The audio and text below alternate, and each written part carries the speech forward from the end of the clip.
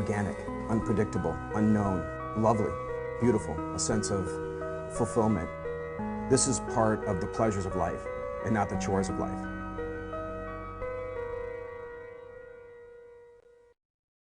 Organ donation, how 2 University of Iowa students are making an impact. And later, senior send-off, how some Iowa students are reacting to their final semester on campus.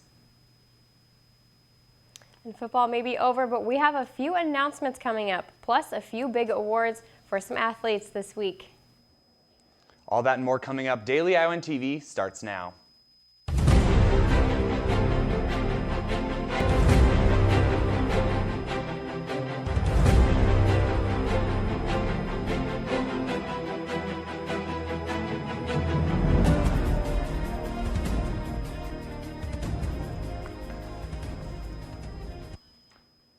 Good morning and thanks for joining us. I'm Cole Johnson. Iowa drivers may see an increase in tickets issued for texting and driving.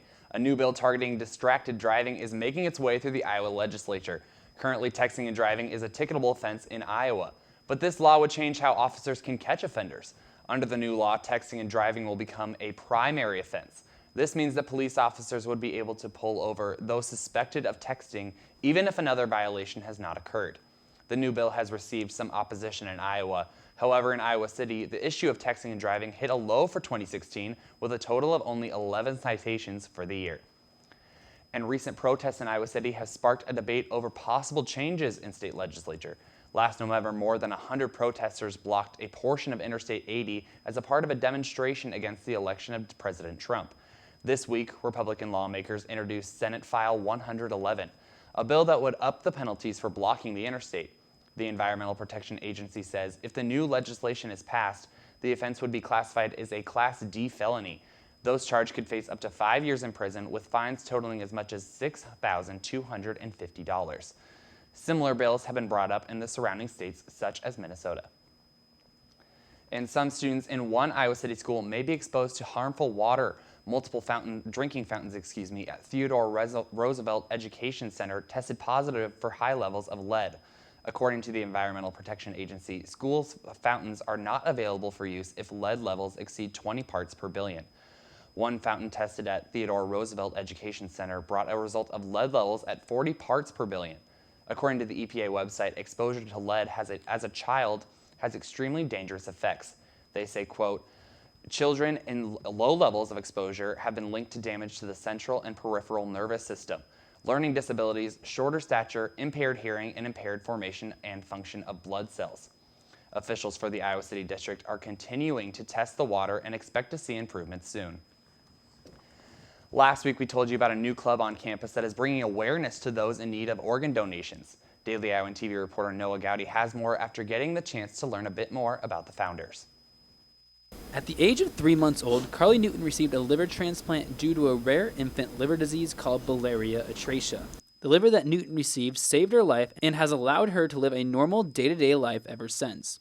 Following her transplant, she began to participate in the Transplant Games of America, where she met Emmeline Brown, who had also received a liver transplant. The two became friends and ended up attending the University of Iowa together, where they just recently started a new club called Students for Organ Donation. Nationwide, there's over 125,000 people that are on the organ donation wait list all at one time. The new club here at the University of Iowa allows for students to learn more about what organ donation is, who it helps, and how they can become a donor. This semester we're going to be at the Pick One fair coming up this Wednesday, and then we're going to do like donut day for everyone that's a donor, that signs up to be a donor gets a donut. And then I think we're going to be doing some outreach to the high schools around in Iowa City and some like events on the Pentecrest. Reporting from downtown Iowa City, Noah Gowdy, Daily Iowan TV. President Donald Trump continues to add to his growing list of executive actions. Late yesterday, the president signed executive actions to advance approval of the highly debated Keystone XL and Dakota Access pipelines. The actions come as little surprise as Trump's promise to move forward with the projects frequently while on the campaign trail. Both pipelines were largely protested throughout the state of Iowa last year. Early this morning, Trump took to Twitter again to announce that he would be making his pick for the Supreme Court on Thursday of next week. We'll keep you updated as this story unfolds. And with that, it's almost time for weather with Afe. I was walking into the studio today and it was pretty foggy. I know some students have been complaining about it. Afe, what's it looking like? Well, it's definitely not going to be an exciting next few days because the weather is still going to be a little messy. Wednesday morning is expected to get very cold and wet this morning and into the afternoon. Temperatures will be around 37 degrees with an 80% chance of slit throughout the day. As evening approaches, temperatures are expected to drop to 29 degrees with a 70% chance of slit. With all the slit today, it should get a little messy outside, so make sure you dress appropriately. Wednesday morning, we'll see temps in the 30s with cloudy skies. Now, taking a look at the rest of the week, it looks like it will be pretty cloudy in Iowa City with some sunshine on Friday and early next week. Throughout the weekend and into next week, temperatures will sit in the high 20s to low mid 30s. Although it's not exactly warm yet, it's definitely better than we had it last year. Cole, back to you. Now, whether it be for a class requirement, a resume builder, or just out for the joy of giving back to the community, many students on campus find themselves interested in volunteering. In an effort to connect with students with worthwhile organizations, the UI Center for Student Involvement and Leadership hosted a volunteer fair yesterday.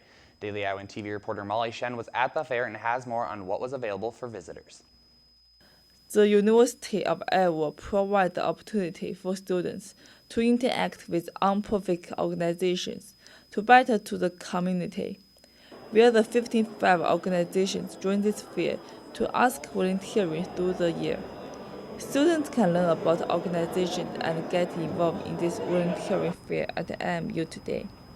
Charlie Brown, who chose this event, have same mission with the school for students. Students have a chance to create a connection with an organization that focuses on something that they're passionate about, a way that they can get involved in our community outside of campus and really dedicate some time to volunteering and serving in our community. What does students learn from this volunteering fair? The United Nations Association gives me more of what I want as a student, because as a statistics major, I learned that they're trying to recruit data analytical and program assistants. A lot of students come this volunteer fair to refill their resumes and try to help the community. The school tried to help the students to refill their goal. Molly Shen, located at IMU, Daily Iowan TV. 2 Iowa City buildings are gaining national recognition. The National Park Service recently awarded a $16,000 civil rights grant to the Iowa Federation Home Dormitory and the Tate Arms Rooming House. Both buildings were originally built to house Iowa's African American students in the late 1800s and early 1900s. The University of Iowa began admitting black students in the 1870s, but housing preference was still given to white students. The dorms were used to house students until the 1950s, when they began being used as a part of apartment housing. The funds from the grant will be used to educate the community about the historical significance of the homes. Although the semester is just beginning for Iowa seniors, their time on campus is winding down. This upcoming change can create pressures ranging from keeping final grades to planning for the future. Daily Iowan TV reporter Rachel Valentine has more on what seniors are thinking. With the spring semester of 2017 just beginning, seniors are having to hunker down and get ready to take that big step for their futures. Graduation. How are they handling it?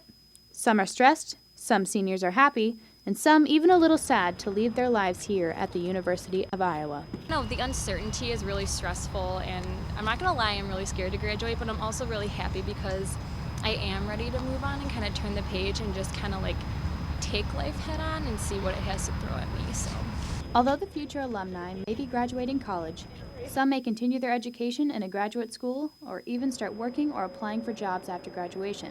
I feel very happy that senior year is ending. I mean, I do a lot on campus, and I really try to kind of pass the torch of leadership to people. No matter what path each senior at Iowa chooses, once a Hawkeye, always a Hawkeye. Although the clock is ticking and seniors seem a little stressed, they feel as though the university has prepared them for life after graduation. Reporting from the University of Iowa campus, this is Rachel Valentine with Daily Iowan TV. The Iowa Hawkeyes are going to be taking on Ohio State, number 4 in wrestling, and Katie Sextro has more. Let's toss it over. Katie? That's right, Cole. The Iowa wrestling team is definitely pushing aside the tough loss they suffered last Friday night and moving on to prepare for their next ranked opponent this weekend. Alyssa Odell has more. The Hawks are coming off a tough loss against number 2 ranked Penn State, and now they will have to bounce back against number 4 ranked Ohio State this Friday night here at Carver. We looked at these 3 weekends for a long time now. It's important. The 2 that just happened, that's over with. We learn from it, we keep moving. We don't learn from it, forget about it, move on. We keep learning and we move forward. And right now we have Ohio State. Stay tough the whole match and, do what you do best, and I think that's with everybody, so. It matters, everything matters. I mean, it matters moving forward for seeding in the Big Ten and the national tournament too. So we got to work hard now to maybe get a favor later. So yeah, of course it matters. It's not basketball or football where you can maybe lose, to the number 1, 2 ranked team and then come back and at the end of the season and we'll get them.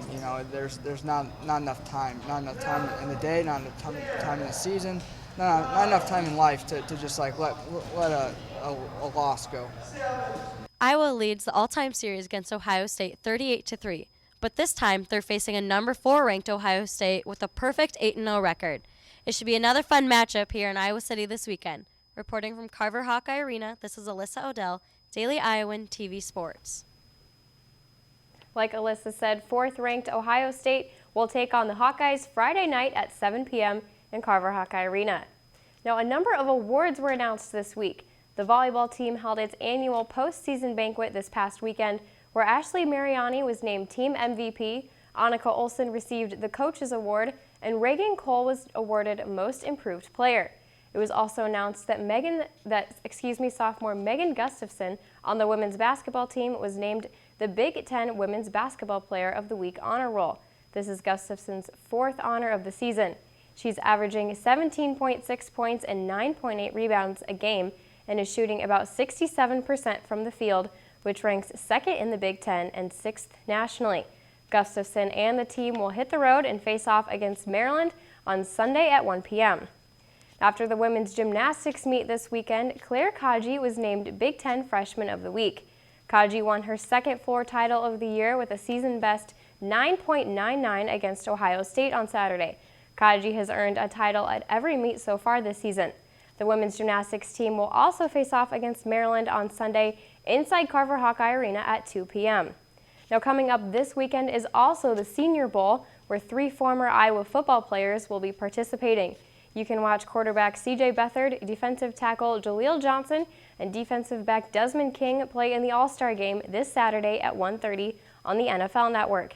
Now, more news from the football department today. Head coach Kirk Ferentz announced Tuesday that wide receiver Jonathan Parker will transfer from Iowa to play his final season elsewhere. Parker played only 1 game in the 2016 season due to a preseason injury. Now, the men's basketball team is back tonight as they take on Illinois in Champaign. The team is not only looking for its first 3-game win streak at the State Farm Center since 1975 to 1977, but is also hoping to snap a 2-game losing streak. Now, this will be an interesting game as it will feature 2 of the Big Ten's leading scorers, our very own Peter Jock at 21.6 points a game, and Malcolm Hill of Illinois, who is averaging 17.8 points per game. You can catch that matchup on the Big Ten Network tonight with tip-off at 8:06 p.m. Now tune in tomorrow for the results of that game and a look at the Iowa dance team. Cole, back to you. And that will wrap it up for this morning's live edition of Daily Iowan TV. For all the latest news coverage, be sure to pick up a copy of the Daily Iowan or check us out anytime at dailyiowan.com. For Daily Iowan TV, I'm Cole Johnson. Have a great day, Iowa City.